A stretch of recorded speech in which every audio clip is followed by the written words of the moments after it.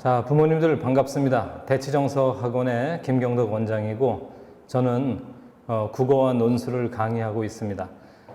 오늘은 사실 뜻깊은 날이죠. 2023년도에 수능 시험을 본 날이고 학생들이 아마 지금 시간쯤에 고사장에서 끝나고 밖으로 나오는 것 같은데 결론부터 말씀을 드리면 정말로 수능은 정말로 재학생들이 그렇게 손대기 어려운 것인가? 이제 예비 고1이고 예비 고2인 우리 학생들은 이렇게 어려운 수능과 학교 내신 시험에서 첫 발을 어떻게 디뎌야 하고 또 디딘 학생들은 어떻게 전략의 변화를 줘야 될 것인지 한번 간단하게 저한테 설명을 좀 들으시고 대치정석 학원은 강동구 명일동에서 강의를 하고 있지만 말 그대로 제가 강의를 오랫동안 해왔던 대치동 시스템을 그대로 학원에 접목시켜서 설명회를 먼저 들으시고 그 다음에 개별적으로 오셔서 학생들과 관련된 컨설팅을 무료로 좀 받으세요. 개원 기념으로 저희가 무료로 컨설팅을 해드리고 있기 때문에 국어는, 영어는, 수학은, 탐구는 그래서 전체적으로 분석을 받으신 다음에 세 번째 자신에게 맞는 가장 좀 베스트 전략은 내신인지 학종인지 그 다음에 수능인지 아니면 논술인지 선택을 받고 차선책으로 두 번째 전략을 짜서 그 접점은 뭔지 그래서 앞으로 우리가 공부를 어떻게 해야 되는지를 정확히 플랜을 상담을 받고 짜놓은 상태에서 수강 신청을 하는 것이지 막무가내로 학원의 시간표만 보고 가서 들이대고 달려들게 되면 실제로 학원 이득은 될지 모르겠지만 3개월, 6개월 지나서 학생의 실질적 변화는 얻어내기가 어렵습니다. 그래서 오늘 설명회를 간단하게 들으시고 다시 한번 말씀드리지만 대치정석학원 유튜브 검색하셔서 한번 보셔서 이 강의를 들으시고 궁금하시면 학원 번호 오픈될 테니까 학원으로 전화하셔서 상담 예약 잡으시고 상담 예약 잡으신 다음에 아이 데리고 오시면 가장 베스트고요. 안 되면 어머님께서 또는 아버님께서 같이 오셔서 전 과목에 대한 상담, 아이의 특성, 성향, 성장 과정의 문제점들, 그 다음에 아이의 장점들 이런 것들을 쭉 나열해서 과연 대치동에서 어떻게 컨설팅을 받고 아이들이 맞춤식으로 준비가 되고 자기주도 학습이 어떻게 이루어지는지 한번 그대로 잘 들으신 다음에 고덕지구에 있는 학원들과는 전혀 다른 패턴에 정말 잘 준비된 프로그램을 한번 경험해 보시고 학생들과 함께 공부해 보시길 바랍니다. 기존의 학생들과.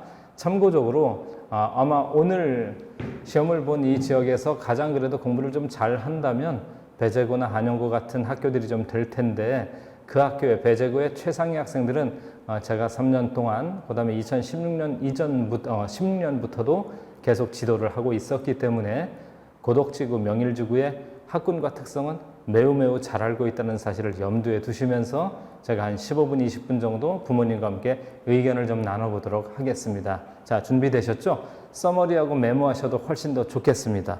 A4 용지 준비하시면 더 좋겠어요, 어머니. 자, 제가 왜 프로젝션 빔을 쏘지 않느냐? 저는 그거 별로 안 좋아합니다. 왜냐면 이 녹색 칠판에 프로젝션 빔을 쏘게 되면 녹색의 흰 글씨가 어룽어룽해서 잘 보이질 않아요. 그래서 저는 아날로그적이어도 분필 판서를 훨씬 더 설명회 때 선호합니다, 어머님들. 그러니까 원시적이라고 생각하시지 마시고 훨씬 더 디테일하고 자세한 설명 들으실 거예요. How to study거든요. 어떻게 공부해야 되느냐. 예비고1 썼지만 사실은 예비고2도 예비고3도 공유될 수 있는 내용들이 굉장히 많죠. 자, 첫 번째는 뭐냐면 이 고덕동 강동구 지역의 특이성을 하나 좀 알고 계셔야 되는데요. 여러 개 고등학교들이 있는데 특이하게 공립고등학교가 하나도 없어요. 그러다 보니 강동구에 있는 고등학교는 다 사립고등학교예요. 공립과 사립의 차이는 뭐냐? 아니, 공립이 있으면 사립을 가고 싶어서 다들 안달이 나고 사립이 더 좋다고 생각하시거든요. 사립이 좋다는 근거는 어디에서 출발하는 거죠? 아무 근거가 없어요. 이건 사실은 입시 결과에 따라서 달라지는 거죠. 그런데 중요한 건 공립은 어찌됐건 임용고시를 합격한 선생님들이 전근도 가시고 경우에 따라서는 역할과 위치 이전을 계속 하시면서 자기 개발을 좀 할 수밖에 없는 프로그램이 있어요. 그런데 이 사립고등학교의 장점이면서 단점이 뭐냐면 한 학교에서 오래돼서 커리어가 대단히 앞서는 반면에 중요한 것은 전근을 가시지 않기 때문에 자칫 잘못하면 하나의 프레임에 그대로 빠져들 가능성이 굉장히 커요. 그 하나의 프레임이란 뭐냐면 강동 지역은 그 어느 학교도 수능을 강조하는 학교가 거의 없습니다. 학교 자체에서 수능을 강조하지 않습니다. 그러니 학생들은 착하고 부모님들은 훨씬 더 순종적이니까 학교 설명회를 듣고 오게 되면 대학을 가는 제도가 오로지 입시 제도가 내신 성적으로 점수 따서 대학 가는 게 오직 하나 있다고 생각을 해요. 그래서 단적으로 고덕지구나 이 명일동의 학원가의 풍속을 보면 어떠냐면요. 수능이랑 내신이 좀 번갈아 가게 되면은요. 명절날이라든지 공휴일, 국경일 같은 게 생기면 사실 학원가가 수능 원데이 특강으로 북적거려요. 그런데 이 지역은요. 아주 송장처럼 시체처럼 매우 조용합니다.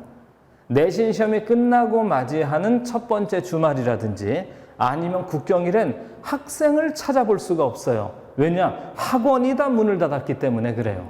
그건 뭐죠? 공급자, 사교육의 공급자인 학원도 수능을 강조하지 않고 공교육의 교육자인 사립고등학교의 대부분의 학교도 수능을 강조하지 않습니다. 자, 두 번째. 제일 흔하게 이야기하는 게 우리 학교는 뭐 6, 70명만 관리합니다.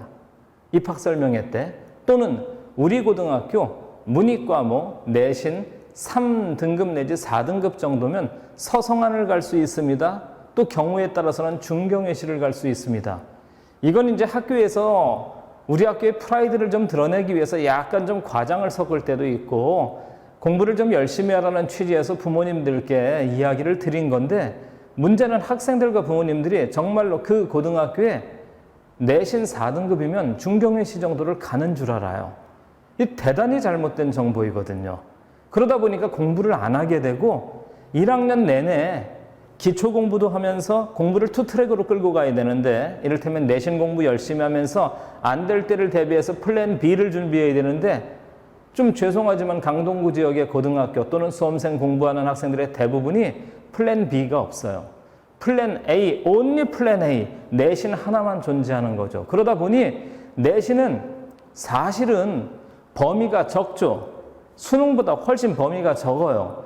대신에 문제 유형이 어떻게 낼지도 모르고 이번에는 어떤 선생님이 시험에 출제할지도 모르기 때문에 작년도 문제지를 풀어보는 어머니 아버지 때의 내신 시험 공부 방식으로는 절대 접근할 수 없습니다. 매년 교과 담임이 바뀌고 문제 출제자도 바뀌고 시험에 들어가는 단원도 바뀌기 때문에 거의 겹쳐지는 단원이 없는 상황에서 작년도 문제지를 암기한다든지 아니면 신출내기 선생님이 와서 단순하게 자료 나눠주고 암기한다든지 족보닷컴에 등장하는 문제 단체로 다 복사해서 소책자 만들어서 우리가 흔히 이야기하는 눈깔파기라는 괄호넣기로 다 오려서 거기에를 단순히 암기시켜서 달달달달 암기하게 되면 A 학생은 득을 볼 수 있어요. 첫 번째 시험에서. 그런데 중요한 건 B 학생은 점수가 그렇게도 안 나오면 B는 문제가 바로 발생한 거고요. A 학생은 점수가 좀 잘 나왔던 학생은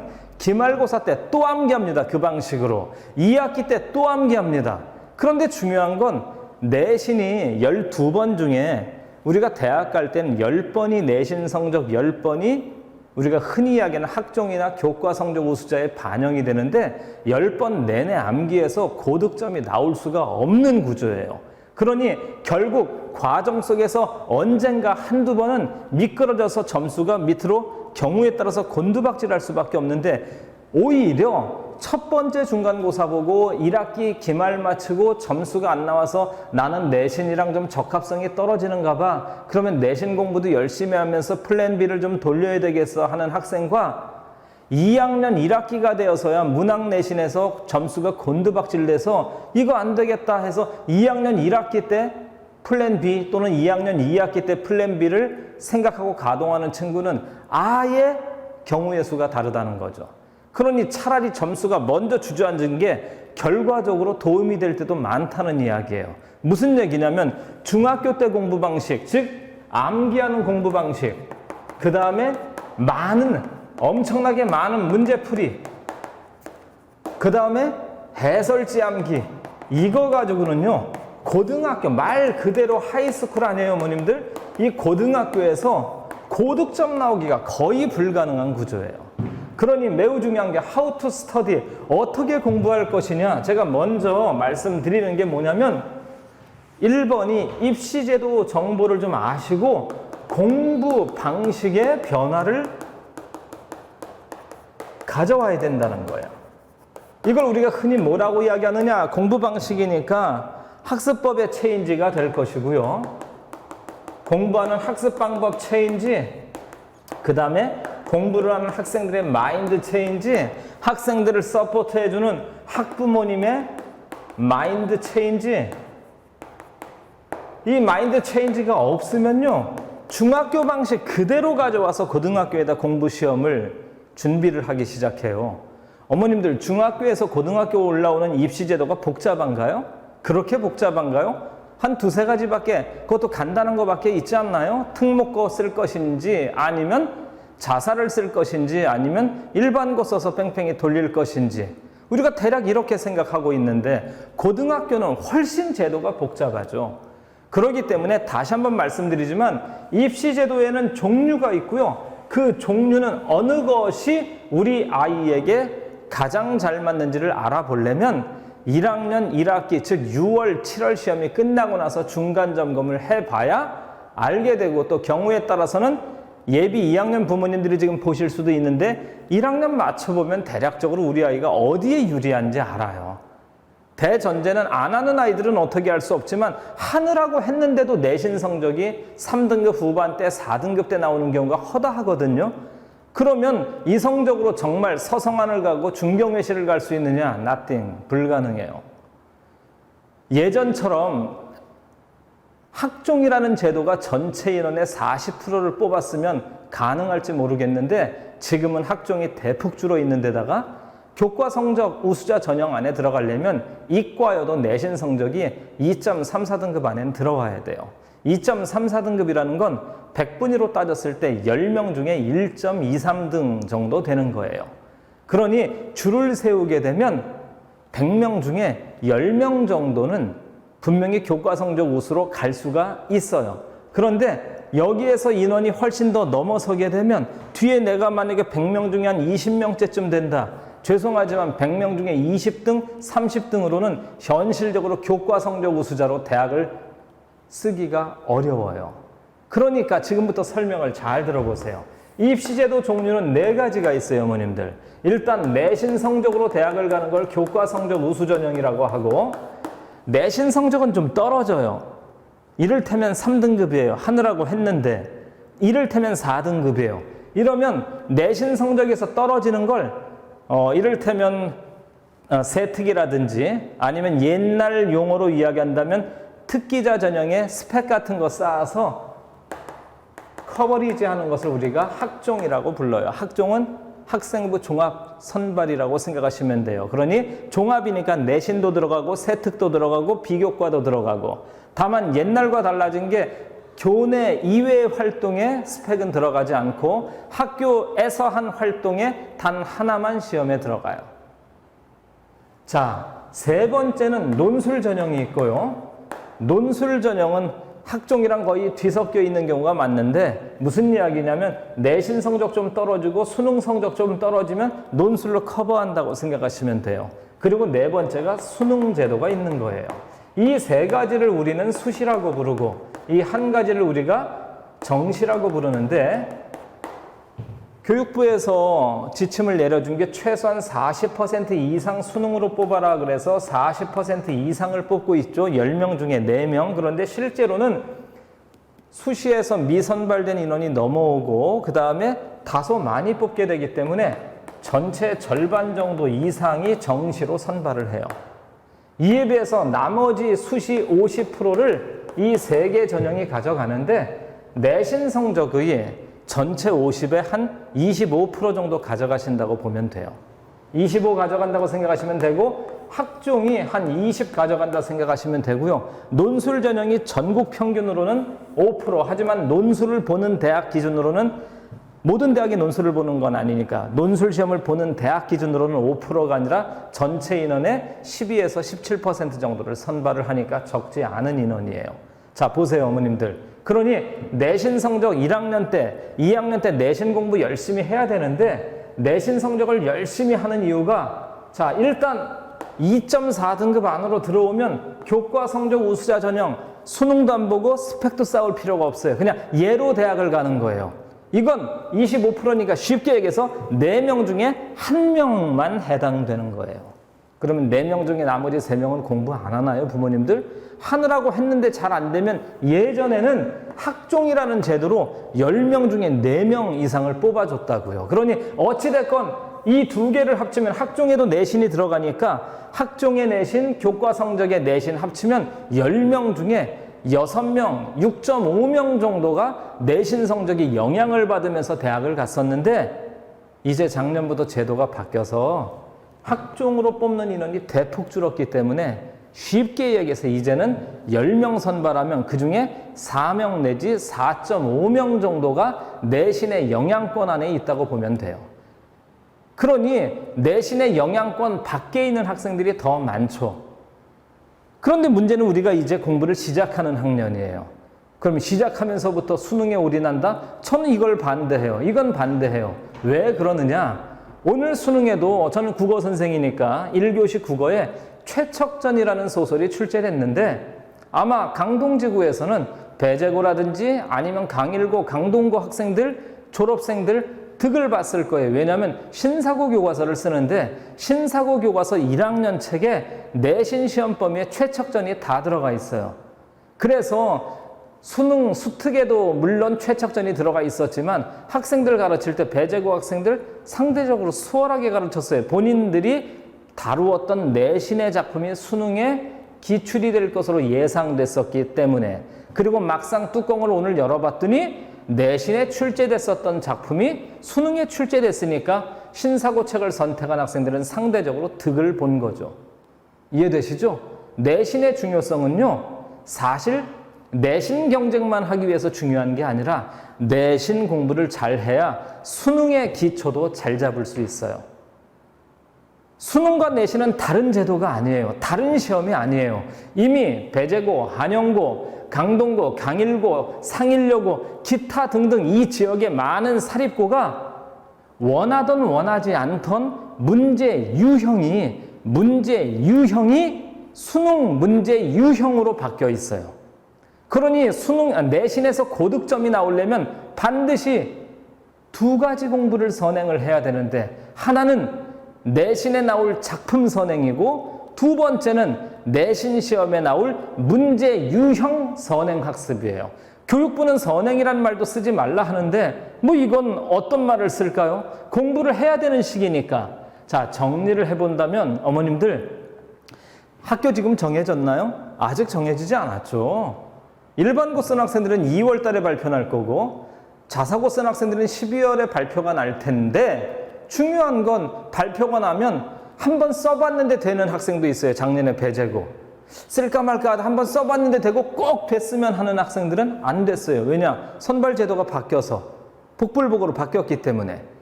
결론이 뭐냐면 갈 학생은 못 가고 안 갈 학생이 가는 경우도 많아졌기 때문에 자사고라고 해서 예전처럼 성적 진학률이 뭐 1학년 학습 능력이 확 올라가고 이런 것도 별로 없어요.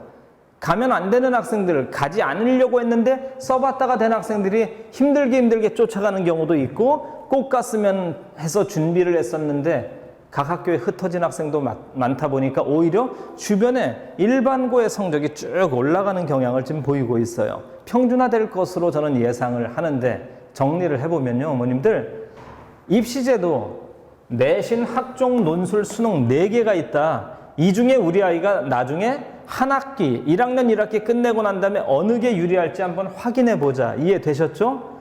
자, 따라서 예비 학습할 땐 수능은 둘째 치고 일단 내신에 올인을 하는데 중요한 건 내신에 올인을 할 때 학교가 정해지지 않았으니 교과서를 선행한다는 건 아직 어불성설이고 그렇다면 하긴 해야 되겠는데 뭘 해야 되겠느냐라고 이야기하면 학교의 내신 문제 유형을 공략하라고 말씀을 드리는 거예요. 여기까지 이해되셨죠? 내신, 문제, 유형. 그런데 상당수의 고등학교가 이 내신, 문제, 유형이 수능 스타일의 문제더라. 그래서 수능형 문제를 학습하는 게 매우 좋으니 어쩔 수 없이 12월, 1월달, 2월달 3개월에 걸쳐서는요, 수능형 문제 스타일, 이게 뭐냐? 개념학습. 개념어 정리 꼼꼼히 해야 되고요. 개념이란 공통지식이거든요. 제가 앞으로 시리즈로 찍어서 올릴게요. 개념어 정리해 주시고 그 다음에 문제 풀이를 하는데 중구난방으로 하지 말고 유형별 학습을 하시면 돼요. 유형별 문제 집중 풀이를 하시는 게 나아요. 그리고 나서 2월 초에 학교 배정이 딱 되고 나면 그때부터는 플랜 B가 있죠. 이를테면 학교별 반으로 흩어서 자기 학교 공부를 열심히 한 학기 해보는 거예요. 그런데 학생들이 준비한 공부보다 막상 내신 시험 때 출제되는 난이도가 훨씬 어려워요. 거꾸로 이야기하면 학생들이 너무 쉽게 공부한다는 거예요. 어떤 부분에서 쉽냐? 개념어 정리, 어휘 개념을 너무 쉽게 생각하는 거예요. 학생들은 자기가 알고 있다고 생각해요. 그런데 막상 문제 출제되면 어렵게 느껴지는 거예요. 그래서 적합성의 위기가 와요. 난 도대체 무엇을 배웠지? 그래서 어머님들 2번 보세요. 내신의 중요성은 왜 중요하다? 내신 공부를 열심히 하면 1학년 1학기 준비는 기본이고 수능형 문제 스타일도 준비를 할 수 있기 때문에 그래서 플랜 B가 준비가 가능한 거예요. 1학년, 2학년 때 학력평가 보는 모의고사, 수능 모의고사는 점수 거의 다 잘 나와요. 못해도 80점대, 웬만하면 90점대. 그래서 국어 공부를 거의 안 하시거든요. 넌센스예요. 고3 올라가면 표점이, 수능에서 표점이 수학보다 세요.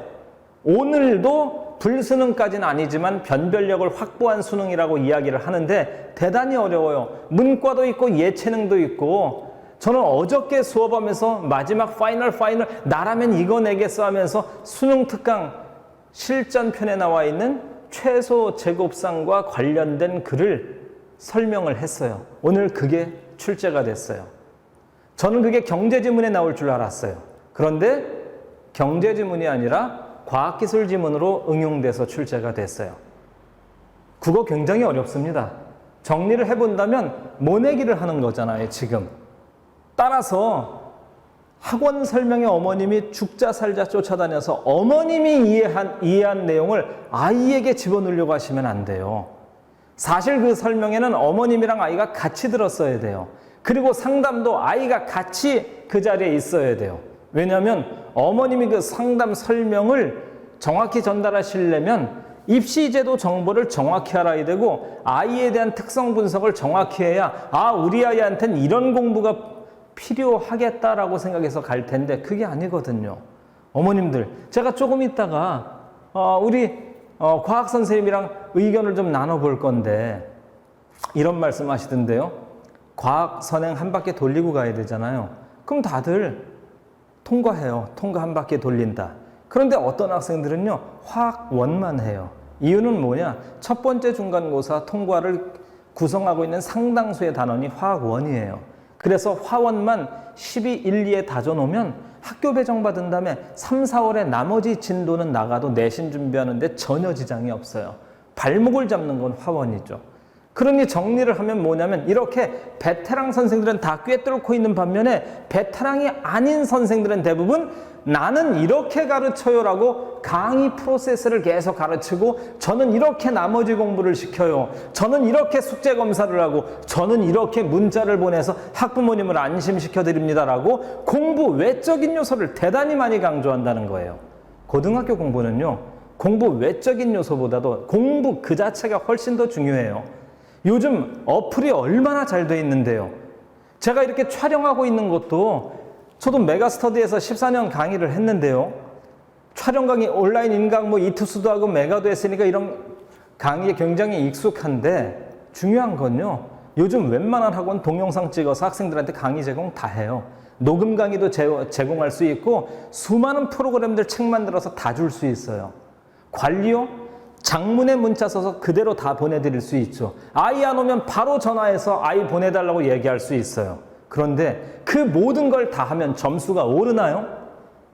아니에요, 어머니. 숙제로 점수가 오르지 않아요. 숙제는 배운 것에 대한 반복이에요. 정규 수업을 빠지고 정규 수업을 대충 공부했는데 숙제가 어떻게 점수를 올리나요? 숙제는 말 그대로 홈워크이 되죠. 아이들 입장에서는 집에서 하는 노동이 될 뿐이에요. 그래서 가장 좋은 건 출결이 정확하고 학생들이 빠지지 않는 거예요. 대치정석하고는 다른 건 몰라도요, 출결에 대해서는 가장 정확하게. 그래서 부모님들께 아이들이 도착하기 전에 출발했는지를 확인을 먼저 해요. 저한테는 이게 가장 중요해요. 장문의 문자는 두 번째예요. 솔직하게 내용이 비슷하면 복사 긁어서 부모님한테 보낼 수도 있어요. 하지만 학생이 출발했는지 안 했는지는 도착 시간과 관련돼 있고, 도착 시간은 정신력과 관련돼 있는 거고, 학생들이 정신이 바뀌면 삶의 가치관이 바뀌고, 가치관이 바뀌면 태도가 바뀌고, 태도가 바뀌어 인생이 바뀌기 때문에 학생들의 마인드를 바꾸기 위해서는 출결 시간이 가장 중요하죠. 이것보다 더 중요한 게 어디 있나요? 자, 정리를 해본다면 세 번째, 이제 공부를 선택하셔야 될 거예요. 벌써 선택하신 부모님들 계시죠? 11월 셋째 주에 개강한다고 해서 수학은 11월 첫 주에 개강했고, 어떻게 만족하시나요? 대치정석학원이 좀 늦게 상관없어요, 어머님들. 제가 오늘도 몇 분의 원장님, 고독지구에 있는 원장님과 통화를 해봤어요. 학생들 많이 모였습니까? 아니요. 생각보다 많이 모이지 않았어요. 왜냐면요, 대치정석학원이 전 과목을 다 가르치고 내신과 수능을 알차게 가르치는데 저희는 명인력, 명성교회 쪽으로 좀 빠져나왔어요. 다 여기는 학원이 좀 하기가 어려운 지역, 아니 그렇지 않아요. 이 지역에도 학원 많고 버스 많고 학교 많습니다. 중요한 건 뭐냐면요, 학생들의 실력에 맞춰서 알맞은 학원 선택해서 가야 되는데, 학원이 학생들 모집에 다 어렵다 보니까 한두 명 전화만 와도 다 해주겠다는 거예요. 그 프로그램이 다 준비가 돼 있다는 거예요. 그래서 막상 보내보면 한 달 다녀보고 두 달 다녀보면 다 끊기 시작해요. 왜냐? 설명했던 이야기가 실천이 안 되기 시작하는 거예요. 왜냐? 설명회 때 너무 디테일한 아주 자세한 프로그램 제시를 다 했거든요. 그런데 학생 한두 명 놓고는 그런 프로그램을 못 돌려요. 그래서 제가 강사이면서 원장으로 단언컨대 말씀드리는 건, 가장 디테일한 설명의 핵심 프로그램은요, 저 수업 잘합니다예요. 선생으로서, 강사로서 이 지역의 학생들을 완벽하게 꿰뚫고 있고, 커리어가 풍부하고 학생 핸들링 잘하고 수업 굉장히 잘합니다. 저는 출결 관리 명확하게 합니다. 이 두 가지, 강의 잘하고 출결 관리 명확하게 하고, 숙제 가지고 제출했을 때 선생님이 당분간은 초창기 때는 조교가 아니라 직접 숙제 검사하시는 게 좋아요. 이유는 학생에 대해서 성향 파악을 하고 성실도 파악을 하기 위해선 선생님이 직접 하시는 게 좋죠. 이 3박자가 맞으면 돼요. 강의 잘하고 출결 확실하게 다잡고 과제물 부여된 것 정확히 제출하고 있는지 확인만 하면, 동일 조건이라면 과제물, 출결, 동일 조건 모든 학원 다 한다면 결국은 누가 유리한 거죠? 수업 잘하는 선생님, 수업을 선택한 학생이 굉장히 유리하다는 이야기예요. 어머님들, 수강의 원칙은요, 학생의 눈높이예요. 학생이 예비 고1이고 예비 고2여도 미진한 부분이 있으면 다지고 올라와야 돼요. 이해되셨죠? 그래서 학원 커리의 아이를 강제로 맞추지 마시고, 수요 공급으로 이야기하면요, 학생 수는 줄었는데 공급자 학원이 너무 많아요. 그러니 수요자들 입장에서 좋은 선택을 할 수 있지만 착각하지 마세요. 모든 학원들이 수업을 개설을 안 하는 가능성이 더 높아요. 다 2명, 1명, 3명 이러니까 수요자 중심으로 선택 전까지는 수요자 우위지만 최종적으로 딱 개강하고 났더니 대부분 학원이 폐강나는 거예요. 그러면 학생 입장에선 가려고 했던 학원도 갈 수가 없어지는 거죠. 저희 학원은 12월에 이제 개강을 시작해요. 12월에 윈터스쿨 시작해서 1월, 2월, 3개월 진행을 하는데요. 다음 주에 화요일 날, 그러니까 22일이 되겠죠. 예비 고2는 예비 고2죠. 예비 고2는 오전 11시에 하고 예비 고1은 오후 2시에. 그래서 부모님들 먼저 유튜브로 한번 이 강의를 들으시고요. 그날은 오셔서 설명에 장황하게 듣지 마시고 국어, 영어, 과학, 수학 강사들과 직접 만나셔서 학생 데리고 올 수 있으면 데리고 오시고요. 안 되면 부모님 모셔서 컨설팅 받고 상담 받으셔서 어떤 수업이 학생한테 유리할지, 설령 우리 학원에 개설되지 않았으면 좋은 학원을 제가 추천해서 보내드릴게요. 양심적으로 그렇게 해드릴게요. 어머님들, 정보가, 잘 보세요. 정보가 구체화돼야 눈높이 선택을 할 수 있어요. 정보가 구체화되어야 눈높이. 입시제도도 모르고 내신의 중요성도 모르는데 뭐든지 공부를 해야 되겠어. 우리 아이가 마음을 먹고 공부하기로 했어. 그렇다고 학원가에 가서 알아보면 이게 뜬금포죠. 쇼핑으로 이야기하면 살 아이템이 결정이 되지 않았는데 뭘 사긴 사야 되겠는데 뭘 사야 될까 가서 결국 충동구매에서 나오는 수밖에 없는 거거든요. 그래서 세상에 어느 학원가 가요? 사실은 설명회 하나 듣고 학원을 선택하나요? 당연히 입시 컨설팅 중간 과정을 거치고 학생에 대한 자세한 분석을 통해서 이런 수업이 맞겠습니다. 경우에 따라서 양심적으로 저희 학원보다는 제가 추천해 드릴 테니 이 학원 가서 이 공부를 하세요. 이게 훨씬 더 좋겠습니다. 이게 양심적인 거 아닌가요? 최선을 다하는 학원이 되겠습니다. 만능이 아니라 우리가 가르치는 부분에 대해서 최선을 다할 것이고 다른 것은 몰라도 제가 원장으로 있는 한 국어, 그 다음에 아주 자세하게 정리되어 있는 수학과 그 다음에 영어, 학생들에게 확실한 과학 지식을 줄 수 있도록 선행 준비가 완벽하게 될 수 있도록 잘 준비해서 부모님을 만나 뵙도록 하겠습니다. 자, 이 설명 잘 들으시고 아마 이 설명에는 날짜는 좀 달라져도 왜냐하면 제가 다음 설명에도 준비되어 있는데 그 다음 설명회 때 또다시 촬영하진 않을 거거든요. 그러니 날짜가 조금 전에 20일로 못 박혀 있다고 또 그거 하나로만 생각하지 마시고 블로그랑 대치정석학원 그 화면에 수시로 설명의 날짜를 올려드릴 테니까 많은 설명에 다니지 마시고 설명회는 이걸로 대신하시고요. 그리고 나서 아이의 성적표랑 실제 케이스웍을 가지고 와서 입시 컨설팅 받으시고 정확한 진단점 받으신 다음에 수강 신청하시는 게 훨씬 더 학생들에게 유리하고 이롭습니다. 내신은 수능의 기초이기도 하고 내신은 전체 인원의 절반을 아직도 선발하는 막강한 영향력을 갖고 있기 때문에 지금 이 시기에 반드시 학교도 안정해졌는데 텍스트 공부하지 마시고요. 반드시 시험에 낼 능력을 학습하는 게 매우 중요하겠습니다. 이해되셨죠? 자, 그러면 어머님들 잘 좋은 정보 제공받았기를 원하고요. 블로그랑 또는 유튜브 잘 활용하셔서 정보 확인하시고 좋은 부모님들과 같이 오셔서 상담 받으시고 입시 분석 받으시고 설명에도 참여하시면 대단히 감사하겠습니다. 저는 1차 설명회는 오늘 이것으로 마무리 짓도록 하겠습니다. 감사합니다.